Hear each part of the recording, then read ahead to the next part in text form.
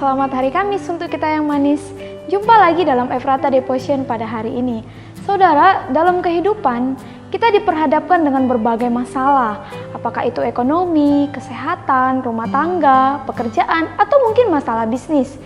Ketika kita menghadapi masalah, hal yang penting yang harus kita perhatikan adalah bagaimana sikap kita dalam menghadapinya.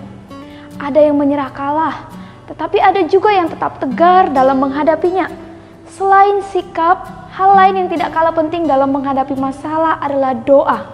Di dalam doa, kita beroleh pengharapan, sebab dalam doa, kita melibatkan Tuhan. Firman Tuhan dalam 1 Samuel 1 ayat 18 berkata, "Sesudah itu berkatalah perempuan itu, biarlah hambamu ini mendapat belas kasihan daripadamu. Lalu keluarlah perempuan itu, ia mau makan dan mukanya tidak muram lagi." Dalam perikop yang kita baca hari ini, saudara, kita mau belajar dari kehidupan doa Hana. Bagaimana doa mampu mengubah keadaannya. Hana memiliki sikap yang tepat. Selain memiliki masalah dalam kandungannya, kalau kita baca dalam 1 Samuel 1 ayat 5, Hana juga menerima hinaan dari madunya, yaitu penina. 1 Samuel 1 ayat 6-7. Kedua masalah tersebut membuat Hana berduka dan menangis.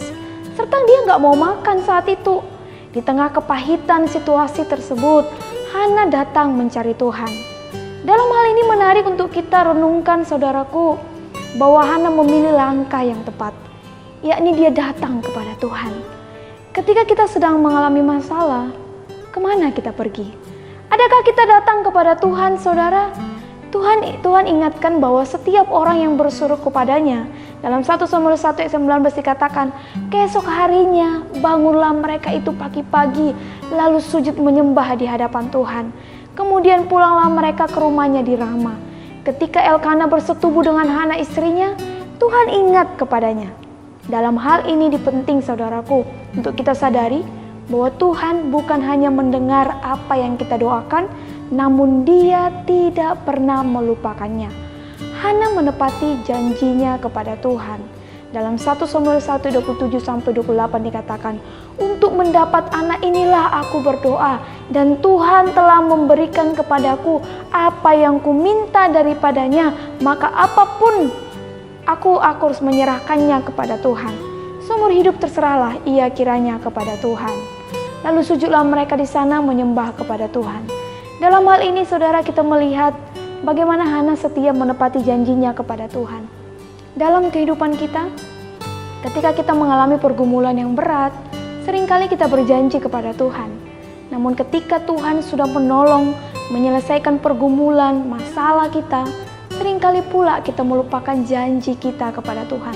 Belajar dari Hana, saudara, mari terus memilih sikap yang tepat untuk tetap berserah penuh dan mengandalkan Tuhan dalam hidup kita. Kiranya firman ini boleh menguatkan kita untuk boleh terus percaya doa mampu mengubah segala keadaan. Amin. Kita bersatu di dalam doa. Terima kasih Bapa di surga untuk firman-Mu yang terus mengingatkan kami betapa Tuhan selalu ada bagi kami, betapa Tuhan menepati janji bagi setiap kami anak-anak Tuhan yang percaya. Dan kami rindu Tuhan, kami mau berserah penuh kepada Tuhan. Walau saat ini mungkin kami sedang mengalami masalah, pergumulan, bahkan mungkin di dalam keluarga kami, namun kami mau terus berserah, berdoa kepada Tuhan. Sama seperti Hana, kami mau terus percaya bahwa Tuhan tidak pernah lupa akan kami. Bahkan Tuhan selalu mendengar setiap seru dan doa kami. Terima kasih Bapa di surga, dan biarlah firman yang boleh kami dengarkan hari ini boleh menguatkan kami untuk kami boleh menjadi pelaku-pelaku firman-Mu di dalam kehidupan kami. Terima kasih Bapa di surga, terpujilah Engkau ya Tuhan. Hanya di dalam nama Tuhan Yesus Kristus kami bersyukur dan berdoa kepadamu. Amin.